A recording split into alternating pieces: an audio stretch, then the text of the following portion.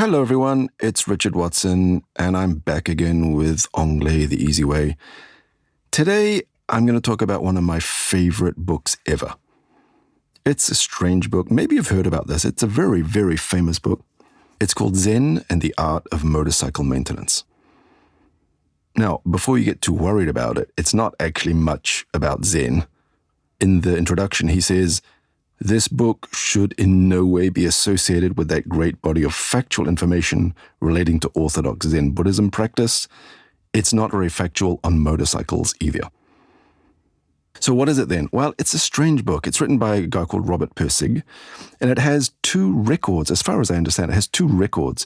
It's the book that was refused by the most publishers. Some say 60, some say up to 120 publishers refused this book. It also holds the record for the best-selling book about philosophy ever.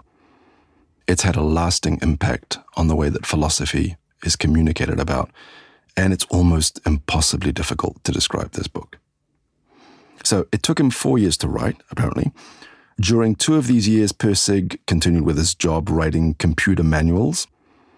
It meant he had to have a very strange schedule, and he would wake up very early, starting writing at 2 o'clock in the morning until 6 o'clock. He started working on this book.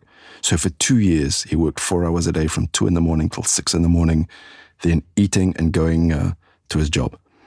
He would sleep during his lunch break, and then he would go to bed about 6 o'clock in the afternoon. Pirsig joked that his co-workers noticed that he was a lot less perky than everyone else. Yeah, he was constantly tired. So the full name, Zen and the Art of Motorcycle Maintenance, an inquiry into values. It's kind of a philosophical exploration disguised as a travel narrative, or a road trip, I guess we'd say today.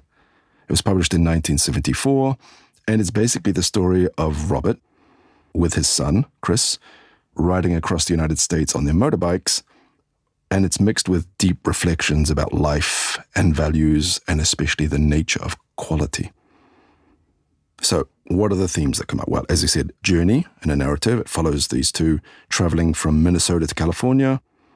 He talks about quality, and he's trying to find something that can transcend the idea of art and science, subjective and objective. It's very complex. Some parts of this book are very difficult to read. Some parts are extremely easy.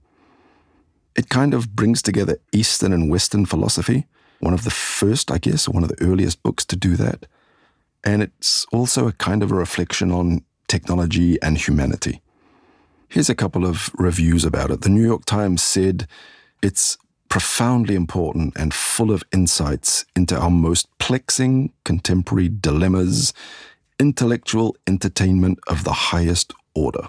That sounds a bit complicated, I know. The Village Voice said, miracle. It sparkles like an electric dream. That's a better kind of review, I think. Anyway, it's not a book to jump into if you don't like philosophy, if you don't like thinking about complex intellectual things, but it's also a great story about a man and his son traveling across America on a motorbike. Really, it's one of the most wonderful books I can think of. If you want a quote, here's one.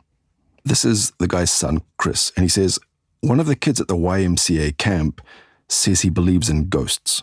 He was just spoofing you. Spoofing means tricking you or kidding you. He says that when people haven't been buried right, their ghosts come back to haunt people. He really believes in that. He was just spoofing you, I repeat. What's his name, Sylvia says. Tom Whitebear. No. Tom Whitebear sounds like an Indian name, American Indian name. Chris and I exchange looks, suddenly recognizing the same thing. Oh, Indian, he says. I laugh. I guess I'm going to have to take that back a little, I say. I was thinking of European ghosts. What's the difference? John roars with laughter. He's got you, he says. I think a little, and I say, well, Indians sometimes have a different way of looking at things, which I'm not saying is completely wrong. But science isn't part of the Indian tradition. Tom Whitebear said his mother and dad told him not to believe in all that stuff, but he said his grandmother whispered it was true anyway, so he believes it. He looks at me pleadingly. He really does want to know. Being facetious isn't always being a good father. Sure, I say, reversing myself, I believe in ghosts too. Then he goes into a long philosophical debate about what it means to exist. Do laws and do rules and do concepts of gravity and things like that exist? It's quite fun to read, but it's sometimes challenging. So take your time with it if you want to read it. I can't recommend it enough for people who like this kind of challenging read. And you can never imagine where this book is going. It's kind of a cliffhanger type of book. And the end is quite remarkable. Anyway, I won't tell you anything more about it because I don't want to spoil it as if I could. It's so complex. But anyway, that's enough for this time. I'll catch you next time. Don't forget to subscribe.